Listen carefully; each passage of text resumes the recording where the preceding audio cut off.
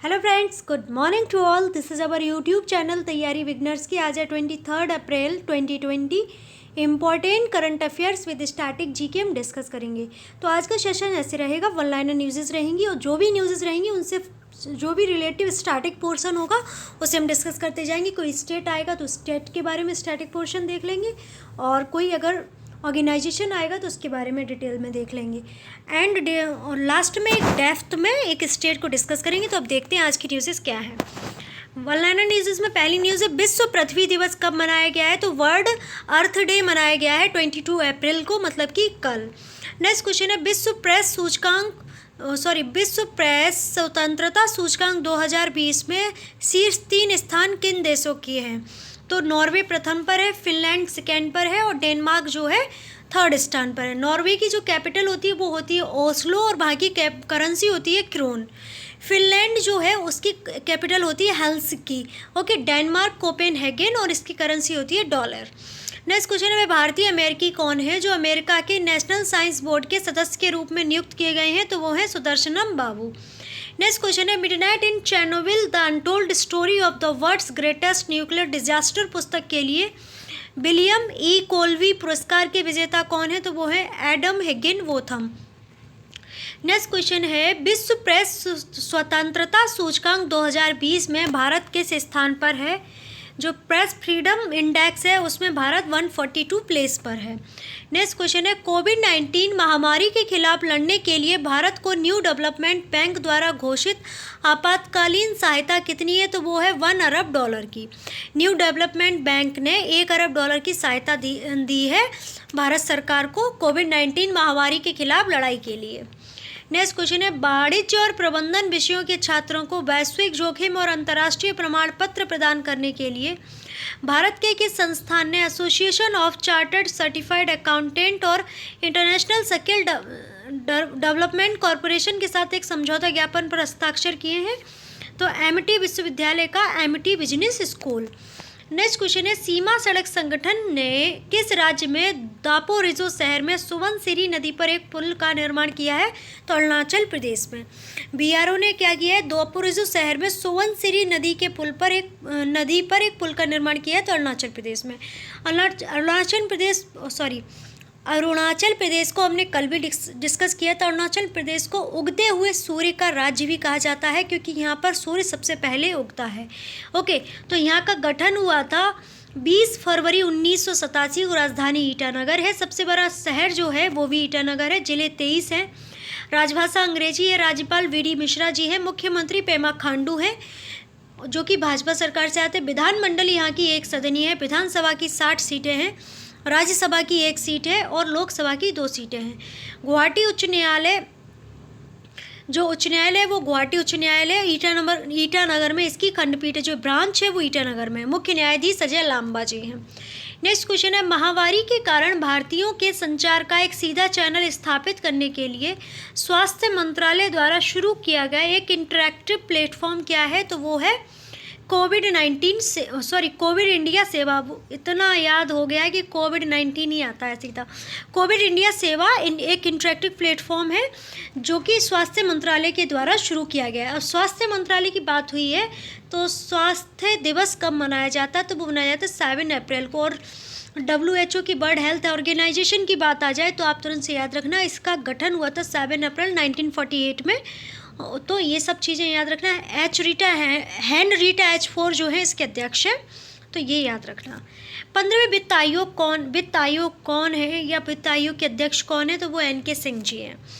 30 अप्रैल 2022 तक 2 वर्षों के लिए कर्मचारी चयन आयोग SSC के पुनः नियुक्त अध्यक्ष कौन बने हैं? तो वो ब्रजराज शर्मा जी। नेक्स्ट क्वेश्चन है, किस राज्य के मुख्यमंत्री विप्लव कुमार देव ने भारत बांग्लादेश सीमा पर रहने वाले लोगों से BSF के साथ साथ जनता द्वारा गश्त लगाने का आह्वान किया है ताकि सुनिश्चित किया जा सके कि पड़ोसी देश का कोई भी व्यक्ति कोरोना प्रकोप के बीच भारत में नहीं घुसे? तो त्रिपुरा ने क्या किया है कि BSF के साथ साथ जो आम जनता उनसे भी रिक्वेस्ट की है कि ध्यान में रखें और अलर्ट रहें कि कोई भी बाहरी व्यक्ति भारत बांग्लादेश की सीमा से भारत में अंदर ना हो जो कोरोना के प्रकोप, मतलब हो सकता है वो कोरोना पॉजिटिव वो भारत में आ जाए। तो इसलिए तो त्रिपुरा के बारे में जान लेते हैं। त्रिपुरा की कैपिटल होती है अगरतला, सबसे बड़ा शहर भी अगरतला है। घनत्व यहाँ का 350 व्यक्ति रहते हैं पर वर्ग किलोमीटर में। जिले यहाँ पर 8 हैं। राजभाषा यहाँ की 3 है, बंगाली, ककवरक और अंग्रेजी। गठन हुआ 21 जनवरी 1972 में या 1972 में। राज्यपाल रमेश बैस है। मुख्यमंत्री बिप्लब कुमार देव हैं जो कि भाजपा पार्टी से आते हैं। विधानमंडल यहाँ की 1 सदनीय है। विधानसभा की सीटें 60 हैं। राज्यसभा की सीट 1 है। लोकसभा की सीट 2 है। त्रिपुरा उत्तर पूर्वी सीमा पर भारत का एक राज्य है। यह भारत का तीसरा सबसे छोटा राज्य है। इसके उत्तर पश्चिम में और दक्षिण में बांग्लादेश स्थित, जबकि पूर्व में असम और मिजोरम स्थित है। ठीक है, नेक्स्ट क्वेश्चन है, आवश्यक वस्तुओं और खाद्य पदार्थों के वितरण के लिए सिक्किम राज्य सहकारी आपूर्ति एवं विपणन महासंघ मर्यादित ने किस शहर में एक मोबाइल राशन वाहन का उद्घाटन किया है? तो गैंगटोक में। ओके, नेक्स्ट क्वेश्चन है, किस कंपनी के भविष्य में नौकरी की तत्परता के लिए Telangana state council of higher education के साथ साझेदारी की है? तो TCS ION ने। ओके, नेक्स्ट क्वेश्चन है, वह शहर कौन सा है जो अस्पताल का कचरा संग्रहण के लिए चलाए जाने वाले वाहन के लिए स्मार्ट वॉच द्वारा ट्रैकिंग अनुप्रयोगों का उपयोग कर रहा है? तो वो है चंडीगढ़। चंडीगढ़ है क्या? एक केंद्र शासित प्रदेश है जो 2 भारतीय राज्यों पंजाब और हरियाणा की राजधानी भी है। श्रीमती किरण खेर यहाँ से सांसद हैं। और चंडीगढ़ शहर के शिल्पकार ली कार्बूजियर है। और ये इस अंक मतलब 13 अंक को अशुभ मानते हैं, इस अंक को नहीं 13 अंक को अशुभ मानते हैं। नेक्स्ट क्वेश्चन है, मध्य प्रदेश राज्य सरकार 1 लाख से अधिक आंगनबाड़ी कार्यकर्ताओं और सहायिकाओं को 50 लाख रुपए का विशेष स्वास्थ्य बीमा अन्य लाभ किस योजना के तहत प्रदान कर रही है? तो मुख्यमंत्री कोविड-19 योद्धा कल्याण योजना के तहत प्रदान कर रही है। नेक्स्ट क्वेश्चन है, किस राज्य के सुजलाम सुफलाम जल संचय अभियान के 3रे संस्करण के लिए मंजूरी दे दी गई है? किस राज्य ने दी है सुजलाम सुफलाम जल संचय अभियान? तो गुजरात ने। क्वेश्चन ऐसे भी बन जाता है कि सुजलाम सुफलाम जल संचय अभियान किस राज्य का है? तो गुजरात राज्य का। गुजरात राज्य की राजधानी होती है गांधीनगर, सबसे बड़ा शहर अहमदाबाद है और घनत्व 308 व्यक्ति पर वर्ग किलोमीटर में रहते हैं। जिले यहाँ पर 33 है। गुजराती भाषा हो जाती है यहाँ की। 1 मई 1960 को गुजरात का गठन हुआ। राज्यपाल आचार्य देवव्रत जी हैं। मुख्यमंत्री विजय रूपानी है। विधानमंडल यहाँ की 1 सदनीय है। विधानसभा की सीटें 182 हैं। राज्यसभा की सीट 11 हैं। लोकसभा की सीट 26 हैं। राजकीय पशु गिर सिंह भारतीय शेर है। राजकीय पक्षी हंसावर है, ग्रेटर फ्लेमिंगो। गुजरात के उच्च न्यायालय की स्थापना 1960 में ही हुई थी अहमदाबाद में। और गुजरात के मुख्य न्यायाधीश विक्रमनाथ जी हैं। ठीक है, गुजरात में गिर राष्ट्रीय उद्यान है जो कि एशियाटिक लॉयन के लिए प्रसिद्ध है, एशियाई शेरों के लिए प्रसिद्ध है। और यहाँ का जो राजकीय पशु है वो भी शेर है, तो ये याद रखना है। गुजरात के अहमदाबाद को मैनचेस्टर ऑफ इंडिया कहते हैं, भारत का मैनचेस्टर कहते हैं। एंड गांधीनगर को गिफ्ट सिटी के नाम से जाना जाता है। गांधीनगर से एक चीज़ और याद रखिए, हमारे गृह मंत्री अमित शाह का निर्वाचन क्षेत्र भी गांधीनगर गुजरात है। और गुजरात का मतलब होता है गुर्जर प्लस रात्र, मतलब कि गुर्जरों की भूमि। नेक्स्ट क्वेश्चन है, किस संस्थान ने प्लाज्मा से मरीज को ठीक करने की प्रक्रिया का अभ्यास करने के लिए भारतीय आयुर्विज्ञान अनुसंधान परिषद के साथ एक समझौता ज्ञापन पर हस्ताक्षर किए हैं? तो सरदार वल्लभ भाई पटेल अस्पताल अहमदाबाद ने समझौता ज्ञापन पर हस्ताक्षर किए हैं ICMR के साथ प्लाज्मा से मरीज को ठीक करने की प्रक्रिया के अभ्यास में। तो अब देखते हैं सामान्य ज्ञान क्या क्या रहेंगी। केंद्रीय प्रदूषण नियंत्रण बोर्ड की स्थापना कब हुई? तो 22 सितंबर 1974 को, मुख्यालय नई दिल्ली में है। सीमा सड़क संगठन की स्थापना 7 मई 1960 को हुई, मुख्यालय नई दिल्ली में है। इंडियन मेडिकल एसोसिएशन की स्थापना वर्ष 1928 में की गई। भारतीय पत्र परिषद की स्थापना 4 जुलाई 1966 को की गई थी, मुख्यालय नई दिल्ली में है।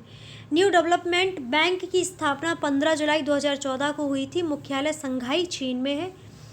न्यू डेवलपमेंट बैंक या ब्रिक्स बैंक के वर्तमान अध्यक्ष हैं KV कामत। कर्मचारी चयन आयोग की स्थापना 4 नवंबर 1975 को की गई थी, मुख्यालय नई दिल्ली है। अब बात करेंगे डिटेल करंट न्यूज़ की। उससे पहले मैं आपको बता दूं, अगर आप वीडियो पहली बार वॉच कर रहे हैं तो ज़रूर से सब्सक्राइब कर लें और बेल आइकन को प्रेस कर लें। ओके, एंड आप हमारे फेसबुक इंस्टाग्राम पेज को फॉलो कर सकते हैं, टिकटॉक हेलो ऐप पर भी आप हमें फॉलो कर सकते हैं, Twitter share chat daily motion अगर आप यूज़ करते हैं तो वहाँ पर भी आप हमें फॉलो कर सकते हैं। टेलीग्राम ग्रुप को ज्वाइन कर लीजिएगा जिससे क्लासेस की PDF आपको मिल जाए। सभी की लिंक आपको डिस्क्रिप्शन बॉक्स में मिल जाएंगी, आप वहाँ से ज्वाइन कर सकते हैं हर अकाउंट हमारा। ओके, खबरी ऐप पर भी आप हमें फॉलो कर सकते हैं, वहाँ से ऑडियो रिवीजन करने को आपको मिलेगा। वीडियो यहाँ से देखेंगे, वहाँ ऑडियो रिवीजन करेंगे तो आपका काफ़ी बेनिफिट होगा, मेक श्योर। ओके, तो एंड आपकी कोई क्वेश्चन है, कोई क्वेरी है तो आप उसे मेंशन कीजिएगा, उसे फुलफिल और उसका आंसर करने का पूरा प्रयास किया जाएगा। तो अब देख लेते हैं न्यूज़ क्या है। केंद्रीय मंत्री द्वारा अमूर्त सांस्कृतिक विरासत की राष्ट्रीय सूची जारी की गई। पर्यटन और संस्कृति मंत्री प्रहलाद सिंह पटेल ने राष्ट्रीय और अंतर्राष्ट्रीय स्तर पर राज्यों की सांस्कृतिक विरासत गुणों के बारे में जागरूकता पैदा करने के लिए 18 अप्रैल 2020 को नई दिल्ली में भारत की अमूर्त सांस्कृतिक विरासत की सूची जारी की। भारत के पास 13 के साथ अमूर्त सांस्कृतिक विरासत परंपराओं का एक अनूठा संग्रह है जिसे यूनेस्को द्वारा मानवता की अमूर्त सांस्कृतिक विरासत के रूप में मान्यता दी जा रही है। 18 अप्रैल को विश्व विरासत दिवस मनाया गया, तो इसके लिए 18 अप्रैल को इन्होंने लॉन्च किया प्रहलाद सिंह पटेल जी ने। नेक्स्ट क्वेश्चन है, राष्ट्रीय सिविल सेवा दिवस 21 अप्रैल 2020 को मनाया गया। सिविल सेवा दिवस भारत सरकार द्वारा प्रत्येक वर्ष 21 अप्रैल को सिविल सेवकों को नागरिकों की सेवा के लिए खुद को समर्पित करने और सार्वजनिक सेवा और कार्य में उत्कृष्टता के लिए उनके समर्पण को फिर से जीवंत करने के लिए एक अवसर के रूप में मनाया जाता है। उस दिन को चिन्हित करने के लिए तिथि का चयन किया जाता है। जब 1947 में स्वतंत्र भारत के पहले गृह मंत्री सरदार वल्लभ भाई पटेल ने 1947 में दिल्ली के मेटकॉफ हाउस में प्रशासनिक सेवा अधिकारियों के पर्यवेक्षकों को संबोधित किया था। क्वेश्चन याद रखना कि 21 अप्रैल को क्या मनाया जाता है, राष्ट्रीय सिविल सेवा दिवस मनाया जाता है। विश्व रचनात्मकता और नवाचार दिवस। विश्व रचनात्मकता और नवाचार दिवस 21 अप्रैल को मनाया जाता है। मानवता के समग्र विकास और नवाचार रचनात्मकता की भूमिका के बारे में जागरूकता बढ़ाने और संयुक्त राष्ट्र के सतत विकास लक्ष्यों तक पहुंचने के लिए संयुक्त राष्ट्र दिवस से विश्व रचनात्मकता और नवाचार सप्ताह हर साल 15 से 21 अप्रैल तक आधिकारिक रूप से मनाया जाता है। नेक्स्ट क्वेश्चन है, न्यू डेवलपमेंट बैंक की भारत को $1 बिलियन की आपातकालीन सहायता। केंद्रीय वित्त मंत्री निर्मला सीतारमण जी ने ब्रिक्स, ब्राज़ील, रूस, भारत, चीन, दक्षिण अफ्रीका राष्ट्रों को लगभग $5 बिलियन की तेज़ी से वित्तीय सहायता के लिए न्यू डेवलपमेंट के प्रयासों की सराहना की है, जिसमें कोविड-19 महामारी के खिलाफ लड़ने के लिए भारत को $1 बिलियन आपातकालीन सहायता शामिल है।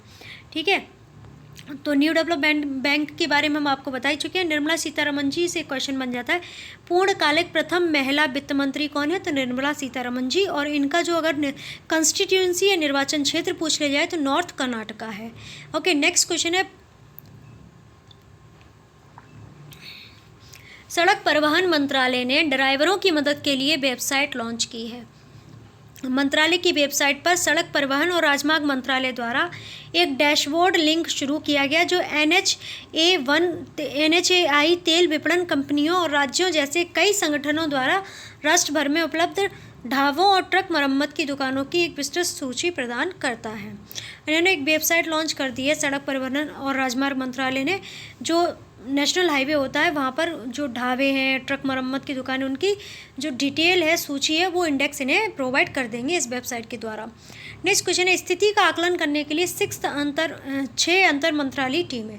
केंद्र सरकार ने 6 अंतर मंत्रालयी केंद्रीय टीमों का गठन किया है। राजस्थान और मध्य प्रदेश के लिए 1, महाराष्ट्र और पश्चिम बंगाल के लिए 2 की स्थिति का तत्काल आकलन करने और राज्य के अधिकारियों को आवश्यक निर्देश जारी करने के मुद्दे के समाधान के लिए जनता के लाभ के लिए अपनी रिपोर्ट केंद्र सरकार को सौंपें। नेक्स्ट क्वेश्चन है, चंडीगढ़ कचरा संग्रहण के लिए वाहन ट्रैकिंग अनुप्रयोगों का प्रयोग करता है। चंडीगढ़ एक केंद्र शासित प्रदेश है जो शहर वाहन ट्रैकिंग अनुप्रयोगों का प्रयोग कर रहा है, जो स्मार्ट वॉच में GPS ग्लोबल पोजिशनिंग सिस्टम है, जो कचरा संग्रह ड्राइवरों के लिए उन्हें कोविड-19 महामारी का मुकाबला करने और महामारी फैलने की संभावना को कम करने में सक्षम बनाता है। नेक्स्ट और लास्ट डिटेल न्यूज़ है, मध्य प्रदेश में आंगनबाड़ी कार्यकर्ताओं के लिए योद्धा कल्याण योजना। मध्य प्रदेश सरकार 1 लाख से अधिक आंगनबाड़ी कार्यकर्ताओं और सहायिकाओं को 50 लाख रुपए का विशेष स्वास्थ्य बीमा कवर और अन्य लाभ कोविड-19 योद्धा कल्याण योजना के तहत प्रदान कर रही है। अब मध्य प्रदेश को डिटेल में देख लेते हैं क्या है। मध्य प्रदेश की राजधानी होती है भोपाल, सबसे बड़ा शहर है इंदौर। इंदौर को स्वास्थ्य रैंक में सबसे पहला स्थान मिला हुआ है, ये भी आपको याद रखना है। स्वच्छता रैंक में, स्वास्थ्य में स्वच्छता रैंक में। जिले यहाँ पर 52 है, राजभाषा हिंदी और सिंधी है। गठन 1 नवंबर 1956 को हुआ। राज्यपाल लालजी टंडन जी हैं और जो मुख्यमंत्री जी हैं ये कमलनाथ नहीं है, शिवराज सिंह चौहान है। ओके, भाजपा पार्टी के, इन्होंने तो इस्तीफा दे दिया है 15 महीने की सरकार के बाद। विधानमंडल एक सदनीय है। विधानसभा की 231 सीटें हैं। संसद राज्यसभा की 11 सीटें हैं। लोकसभा की 29 सीटें। उच्च न्यायालय मध्य प्रदेश का उच्च न्यायालय जबलपुर में है और खंडपीठ इंदौर और ग्वालियर में है। मुख्य न्यायाधीश अजय कुमार मित्तल जी हैं। मध्य प्रदेश की सीमाएं 5 राज्यों की सीमाओं से मिलती हैं। उत्तर में उत्तर प्रदेश, पूर्व में छत्तीसगढ़, दक्षिण में महाराष्ट्र, पश्चिम में गुजरात तथा उत्तर पश्चिम में राजस्थान है। ओके, खनिज संसाधनों से समृद्ध मध्य प्रदेश हीरे और तांबे का सबसे बड़ा भंडार है। मध्य प्रदेश मुख्य रूप से अपने पर्यटन के लिए भी जाना जाता है। भीमबेटका, पंचवटी, खजुराहो। खजुराहो से क्वेश्चन बन जाता है, खजुराहो के टेम्पल किसने बनवाए थे? चंदेलों ने बनवाए थे। सांची स्तूप सम्राट अशोक जी ने बनवाए थे। ग्वालियर का किला, उज्जैन में क्षिप्रा नदी के तट पर कुंभ का मेला लगता है। ये चीज़ें भी आपको याद रखनी है। मध्य प्रदेश के पर्यटन स्थल के मुख्य उदाहरण हैं। ओके, उज्जैन जिले में 12 वर्षों में कुंभ का मेला सिंहस्थ या ऐसे क्षिप्रा नदी पर मेले के पुण्य पर विश्व स्तर पर प्रसिद्ध है। कान्हा-किसली राष्ट्रीय उद्यान सबसे बड़ा राष्ट्रीय उद्यान है। यह प्रदेश का पहला टाइगर प्रोजेक्ट भी है। भारत में सबसे ज़्यादा राष्ट्रीय उद्यान मध्य प्रदेश में है। मध्य प्रदेश में कुल 11 राष्ट्रीय उद्यान है। सर्वाधिक बाघ कान्हा-किसली राष्ट्रीय उद्यान में पाए जाते हैं।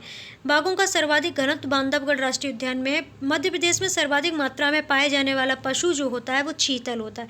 रीवा है मध्य प्रदेश की एक जगह है, वहाँ उसे सफ़ेद शेरों की भूमि कहा जाता है। मध्य प्रदेश के जीव मंडल संरक्षण स्तर या क्षेत्र या biosphere reserve, Pachmarhi biosphere reserve, Achanakmar biosphere reserve, Panna biosphere reserve. Madhya Pradesh के tiger reserve, Kanha tiger reserve, Pench tiger reserve, Bandhavgarh tiger reserve, Panna tiger reserve, Satpura tiger reserve और संजय टाइगर रिजर्व। ठीक है, तो ये था हमारा आज का करंट अफेयर का वीडियो। अगर आपको अच्छा लगा है तो लाइक कर लीजिएगा, सब्सक्राइब करना बिल्कुल मत भूलिएगा और शेयर भी कर दीजिएगा। आप हमारे फेसबुक इंस्टाग्राम पेज को फॉलो करें। आप टेलीग्राम ग्रुप को ज्वाइन करने के लिए लिंक डिस्क्रिप्शन बॉक्स में दिया हुआ है। एंड आप हमारे टिकटॉक हेलो ऐप पर भी फॉलो कर सकते हैं। ट्विटर, शेयरचैट और डेलीमोशन वेबसाइट पर भी आप हमें फॉलो कर सकते हैं, उनका भी लिंक डिस्क्रिप्शन बॉक्स में दिया हुआ है। एंड खबरी ऐप को इंस्टॉल कर लें अपने फ़ोन में, अगर नहीं है तो बहुत ही बेनिफिट वाला ये ऐप है और वहाँ से तैयारी बिगनर्स की सर्च कीजिएगा, फॉलो कीजिएगा और ऑडियो रिवीजन करते रहिएगा। आपके कोई क्वेश्चन हो, कोई क्वेरी हो, कमेंट बॉक्स में मेंशन कर दीजिएगा तो उनका आंसर कर दिया जाएगा। एंड आप लोग घर पर रहिए, स्वस्थ रहिए, मस्त रहिए, आगे बढ़ते रहिए और निरंतर प्रयास करते रहिए अपने मुकाम को हासिल करने का। और नेगेटिविटी बिल्कुल भी मत लाइएगा और हमेशा जुनून रखिए, हासिल कर लेंगे मुकाम अपना, तभी चैन से बैठेंगे। तो आप सभी का बहुत सारा धन्यवाद वीडियो वॉच करने के लिए। ओके।